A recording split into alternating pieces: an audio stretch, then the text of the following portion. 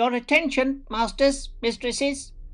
All systems functional for the Everything Geek podcast. Hey, this is Rich McDonald, and I play Commander David Mason on Call of Duty Black Ops 2. And you're listening to Everything Geek podcast. It's James Arnold Taylor, the voice of Obi-Wan Kenobi and Master Plo Koon in Star Wars: The Clone Wars, and you're listening to Everything Geek, the podcast. Hey, it's Leif Gamfert. I played Uncle Ben's killer in The Amazing Spider-Man, and you're listening to the Everything Geek podcast. Hello, I'm Simon Fisherbecker. You probably know me better as Dorian Moldavar from Doctor Who, or the Fat Friar from Harry Potter. And this is Everything Geek podcast. Face it, Tiger. You just hit the jackpot with the Everything Geek podcast.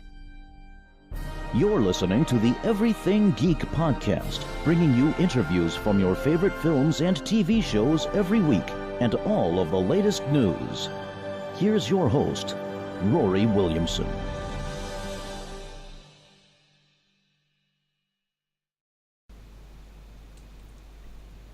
Hello everyone, you're listening to the Everything Geek podcast. I'm your host Rory, and joining me is co-host Scott. Hey, what's up, guys? And also joining us today is a very special guest. We have actress Caitlin McHugh, best known for playing Sloan in the Vampire Diaries, Tiffani Tanner in Random Tropical Paradise, Emma in 48 Hours to Live, special blonde model in I Am Legend, Tina in NCIS Los Angeles, Stacy in Law and Order Special Victims Unit, and a receptionist in Castle. How are you today, Caitlin? I'm good. Wow, nearly my whole resume. Well, you know everything. I'm just gonna go. Yeah, I don't think we can learn anything, but it was nice having you here momentarily. Well, my pleasure to be here. It's a pleasure to have you on the podcast for sure. I'm sure we'll learn a lot, even more than is on the resume. Yeah. So, getting right into my questions for you, Caitlin, to start off with, for some of our listeners who may not be familiar with your background, can you tell us how you got into acting? Sure. I was a dance major in college doing modern dance and ballet at North Carolina School of the Arts. And so I got into dancing there, and then from there I got into a couple of acting classes and moved up to New York, started modeling, and then acting kind of goes well with that. Just kind of kept doing both. And now here I am still doing both, I don't know, over 10 years later. Nice. That's really impressive. Can you tell us how you were originally cast as Sloane in the Vampire Diaries? Sure. I auditioned. That's simple. I got an email from an agent saying that we've got this pretty cool, kick-ass, badass role for you to audition for, and I went in and had fun with it. That was really it. It's just like I went in there. It's kind of a dream, to be able to play sort of sci-fi bad guy, and that was it. I just went in there, had a good time, and luckily the casting directors had a good time watching me do it, and I got the wonderful call saying I was gonna be flying to Atlanta to play Sloan. That's really awesome. That's fantastic. Were you a fan of the show or the books prior to being cast in the show? I had heard of the show. I actually didn't know. I mean, and I knew it was a hit show, but I hadn't watched the show and I hadn't read the books. But I've always been a vampire fan, and but I grew up with Buffy, the Vampire Slayer. That was like my major thing. So for me, it was like, oh my God, I have my opportunity to be this generation of young people's, in their version of Buffy the Vampire Slayer. So even though it felt for me to be a little past my prime time of watching those kinds of things, that's what it felt like for me. Yeah, it's really fantastic. And of course Buffy, it's just such a big show. Like, it's the show people remember as the vampire show even now. So that's really awesome that you were a fan of it and then got to do this show. Oh, so amazing. And it holds up. I rewatched all of Buffy not that long ago, and it still is just like one of the most incredible series I've ever seen. Yeah. Definitely. Now, Sloane on the Vampire Diaries seemed like she was a very complex and interesting character, even though she was only in a few episodes. Can you tell us what it was like bringing her character to life? Did you have a lot of freedom with how you played her, or did you have to stay very true to what the crew wanted? Yeah, no, the directors always gave me a very distinct what they wanted out of her. I definitely was given notes and wanted to be a good actor and listen to my director. know my lines, stand on the cue, and do what I'm told. But I did, you have fun with it too. And that's not to say that I didn't, do anything with it. I did try to, bring some of myself to it. But she was definitely meant to be a strong character who was really just wanted to save her people. So, and maybe she's complex, but at the heart of her was that she just wanted to do the best for people, even if that meant sacrificing herself. Yeah, absolutely. That makes a lot of sense, because, like, you can't really... I mean, she's not, like, a bad character, per se. She's just on the other side of things to the characters that people would call the heroes. Yep, she did anything she had to do to save her people, even if it meant hurting some of the favorites. Absolutely.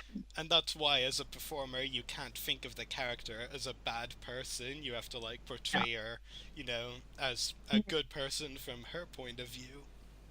Correct. Exactly. That's totally it. Yeah, it was real. That was it. It was just being very strong and being firm in her own beliefs, which was to survive the survival of her crew at any cost. Yeah, absolutely. What would you say were the biggest challenges you faced while working on the Vampire Diaries? The cold. I was there during, I think they called it Snowmageddon, and we had to stop production even for a few days because of the snow. But we shot a lot at night. There's this one scene that I was torturing Paul Wesley, where I had like my fingers up to his temples, and it was so cold that night. I think I had 4 pairs of pants on and like multiple layers of jackets, and it was so cold that water bottles had frozen over. Wet ones that were used to like wipe faces with stuff were frozen. And poor Paul, like I felt bad because my hands had to be dipped in a cold liquid and pressed against his ears and temples. And I was just like, I just kept trying to warm them up. We'd run over to there were little fire pits. We kept running over to the fire pits to try to warm up my hands before I put them on his face. So I didn't really torture Paul, but the weather sure did that night. Wow, that's crazy. And I remember those scenes you're talking about, like, as well as that, like, he has, like, blood, fake blood, I'm sure, on his face, and, like, that would only make it harder to get the blood off, I imagine, the fake blood. Oh, well, I've never compared real blood removal. You haven't? What? But yeah, no, it was. I don't even remember that part, except that the wet ones were so frozen over. I had a hard time getting it off just because of that. That was so interesting. But it was always a good time, even through the cold. We were laughing through it all, and I realized just how fortunate it was for me to be able to be there working on that show at that time. Yeah. Poor Paul Wesley, though. I mean, not just the cold, but he literally has to sit there with your hands on his temples for hours on end. Well, at least he had he was able to look like he was in agony, so it wasn't too much acting for him at that moment, I'm sure. His method. Yeah, it's brilliant. That's really brilliant. Are there any other challenges you can think of, or is that the biggest one? That was definitely the biggest one. It was mostly fun. Yeah, but in your last episode, actually, you also got turned into a vampire momentarily, and you had to drink blood. I'm sure it wasn't actual blood, but was that a challenge? I think it was pomegranate juice. That was pomegranate juice, and I think it's funny too. I don't know. I don't know if my folklore or whatever is all correct with this, but so I drank the blood of a werewolf / vampire. So at the end, did that mean that I was witch, vampire, werewolf? Yeah. WVW. I got a little bit of everything. I didn't get to have too much fun with any of those sort of powers that come with those titles, but I just thought that was kind of cool that I got to be all those things, albeit for a couple of minutes. Yeah, like 5 seconds. Yeah. It was just like cool. It was just like, I could be the first witch, vampire, werewolf. No, you're dead. And no. And scene. Yeah. Yeah, you can't be all of those things at once, and that's what the show told us. Yeah, literally, because she dies by Having her throat slit, yeah. Oh. How would you describe Twice. yeah, exactly. How would you describe the overall experience working with the cast and crew of TVD? Great. It was a lot of fun, though. You could definitely tell that we were in season 5. Everybody was very, they were comfortable and a little, in some ways just sort of this is just business as usual. For me, it was all exciting because it was my first recurring and on a big show, so I was super excited about it. And everyone's just like, yeah, over there, freshmen. No, they were all very nice. They're very nice and all. And very welcoming to the newbies. But it was, and I had a great time. I spent a lot more time with Michael Malarkey, who at the time was a recurring, but then became a series regular towards the end of the scene. But we were staying in the same hotel, and during Snowmageddon, we would hang out a lot with Rick Cosnett, who I overlapped with a little bit in the beginning, and so that was kind of fun. We become kind of sort of buddies, all the recurring people. Yeah, it's really cool. It's great that you get to, hang out with the other recurring members and get to talk to them like that, when you're not filming. That's really nice. Yeah, it was a lot of fun. And my final question for you, Caitlyn, do you have any upcoming acting roles or any other projects that you would like to talk about? I guess I'm most excited right now about I wrote a short film called Ingenue-ish that gets its LA premiere next week at the LA Shorts Film Festival, and it's going to be in the Holly Shorts Film Festival after that, and we just got into the Long Beach Film Festival, so I'm really excited that this little short that I did is getting so much attention. We're going to be on the same panel as Robin Wright, which I think is absolutely insane. I'll be a Q&A on a same panel as her. I don't know about right next to, but I'm just so honored to be at all a part of anything that she's a part of. I greatly look up to her. Wasn't she amazing in Wonder Woman? I'm sure you guys saw that. But she's amazing in everything. And so for our little comedy to be a part of that is really exciting. So I wrote it and I star in it, and so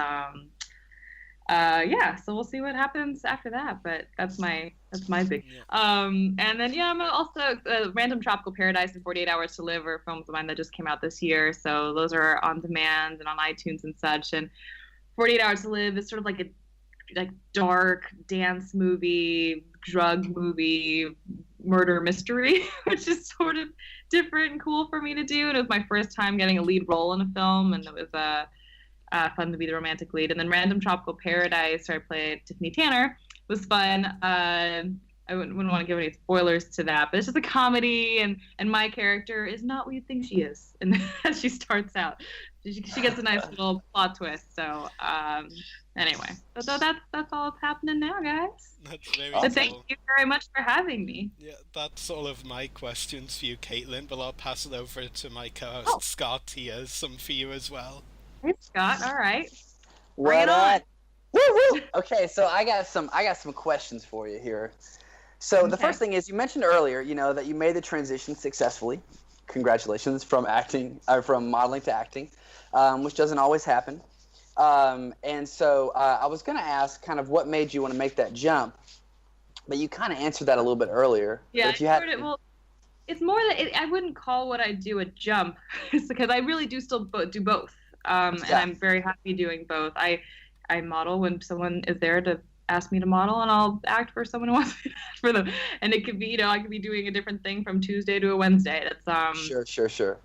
And but the way I guess I did it, I started modeling, but I learned how to act a little bit in college. I through the dance program, and then when I started modeling, as a model, you get cast to do small things in TV, film, and commercials. And so I started getting a couple of little credits here and there, and then the smaller credits started adding up to the point where my agents were like, you know what, maybe we could start setting out for some bigger things.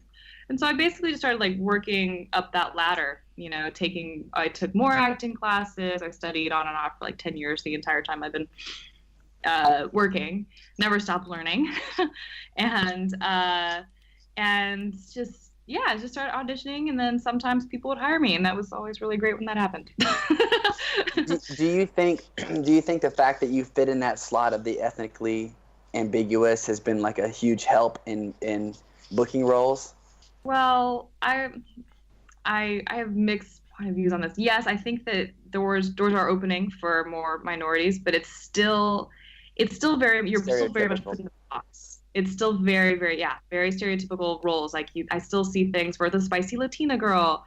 So for modeling, it's been great, because for modeling, you're just trying, the more ethnically ambiguous you look, the more people you're kind of selling to, from selling clothes. Like a lot of people can look at me and they find me identifiable in some way to them. But in TV and film, it's still not quite where I'd like to see it yet. I would love to see completely blind casting. I still feel like I read scripts and they're still very much characters that are tailored towards certain ethnicities. I'd love for someday I remember, do you guys remember when they did Cinderella on ABC many, many years ago? It was completely blind casting. It was Brandy was Cinderella. Her prince was Filipino. The prince's mom was Whoopi Goldberg. And the dad was white. And it was just kind of like, it was so blind and beautiful and wonderful. And I would love to see more casting like that, like Hamilton. And where George Washington is played by a black guy. So I would love for race to not be a question or be a part of casting at all someday, completely. I 100% agree with you. I think it's all about the essence of a character, Mm-hmm. So for me, I don't know. Sometimes maybe, definitely look always has a part to do with casting. Sometimes it helps, sometimes it doesn't. I've been told I'm not white enough to go in for some parts. I've been told I'm not Asian enough to go in for some parts. I am mixed Filipino and Irish, and so I'm not. So I understand that they sometimes will try to bring me in, like, hey, we really want you to go in for this this very Chinese role straight off the boat, and I'm like, I don't feel comfortable playing with that, because if it's meant to be, then I'll feel like I'm doing yellowface. It's a lot of fine lines. I don't ever want to offend anyone. I don't want, but I want to do my work, and I don't know. Does any of that make sense? I hear you. It totally does. Totally does. Yeah, I want Lawrence Fishburne to play me in the movie about my life. I think that would be capture my essence. So my next question for you is, what would you say we talked a lot about TVD, but just in general, of all the stuff you've done, what would you say, looking back retrospectively, is one of the most challenging scenes you've ever filmed, just in general?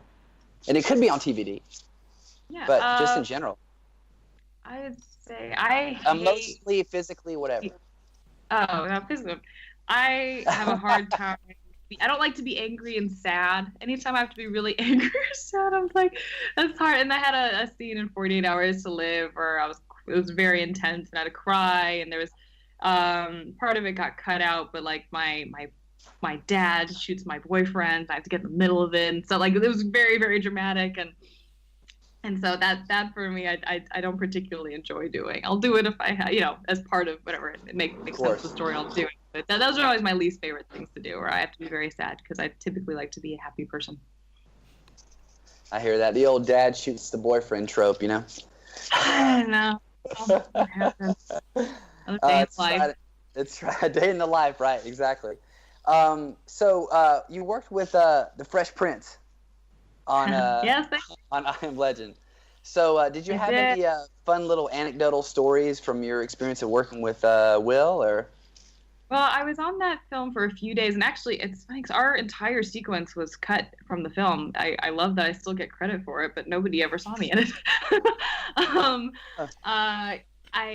We played mannequins that came to life in a part where he completely went crazy, and we all had little. It was my first. I think it was my credit that gave me union status. I'm pretty sure I was non-union before that film, and then I worked a few days on that and got to be a part of a union, which was an amazing gift from that film. But he was very nice. I got to work with him and Emma Thompson in some way. We weren't really like in a scene together. He was walking down an aisle of mannequins and we all just started to move and talk to him, but he wasn't really talking back at us. He was going crazy in his head. But that was his character. And as a man, he was just very kind. And so was Emma Thompson. They're just very, very sweet, professional people, exactly how you'd want them to be. Awesome. Yeah, I've heard some stories about Will, and they're almost, every single one has been really overwhelming positive. He seems like a really, really cool guy, Yeah, I wish I knew better, but probably wouldn't pick me out of a lineup, so. Well, if it makes you feel any better, I don't think you'd pick me out either. Okay, so my final question for you, this one's kind of a broad think question. So if you could, in an ideal world, play any role from any story, whether it's classic literature, whether it's a musical, whether it's whatever, Disney movie, who would it be? What story would it be? You're already chomping at the bit to answer this question, and why? This is kind of like my version of if heaven is real and you stand at the pearly gates, what do you want God to say to you? This is my big ending James Lipton question. Well, I think probably from what you gathered about me already, for me it's to be a Marvel superhero directed by Joss Whedon. Yeah. Or villain, whatever, just like any sort of badass chick who a woman who, doesn't sit back and wait to be saved, someone who kicks ass and can also tell a joke. That's what I love. Whose morals don't waver and who just always does the right thing according to her side, whether she be good or bad. Like Wonder Woman. That would be incredible. The other, if I got to have two, it would be to be a Disney princess, because that to me is just that's I've always been a Disney girl at heart, but luckily now that Marvel is a part of the Disney umbrella, that falls in it as well. But for me, those two things coming together were a dream come true. I'm huge fan of superhero stuff and of the Disney princesses. So that's a combination of that. Do you have? Well, that's all I have. I'll pass it back over to Rory. But yeah, thanks for answering my questions. Thank you. That's all of our questions for you today, Caitlin. It's been a pleasure talking to you on the show today. You too. Thank you very much for having me, and I'll be tuning in and listening to you guys in the future. Thanks very much, and you're very welcome, and hopefully we can do it again sometime. Yeah. Well, take care, guys. Thank you for coming on the show. Yep. Have a good day. Look forward to it. Take care. Bye. Bye. Make sure to check out our podcast links. Check out our website, website.everythinggeekpodcast.com/EGP. Check out our Facebook page, www.facebook.com/everythinggeekpodcast. Check out our YouTube channel, www.youtube.com/user/everythinggeekcast. Check us out on Twitter, twitter.com/everythinggeekp. Check us out on Instagram, instagram.com/official-everythinggeekpodcast. Check out our Mixcloud profile, www.mixcloud.com/everythinggeekpodcast. Email us at the following email, everythinggeekpodcast@gmail.com. Check out our companion podcast, Everything Geek Comiccast, www.facebook.com/everythinggeekcomiccast. Make sure to check out the hosts' YouTube channels. Mine is www.youtube.com/user/Septus Destroyers. Check out Scott's Instagram, www.instagram.com/thatscotttaylor. Check out Caitlin McHugh on Instagram, www.instagram.com/CaitlinSkybound, and check out channel 1138 where we broadcast live from, www.channel1138.com. Geek set, everyone. I'm starting a company here called Hey You Media, and it's a new media, just a visual and producer of visual entertainment content, doing web series. We're getting at in the same state, and Chicago, is a very cosmopolitan, a huge city with lots of arts and a lot of opportunities there that, again, I couldn't have found back at home. And the other great thing about university is that you have people coming from all different backgrounds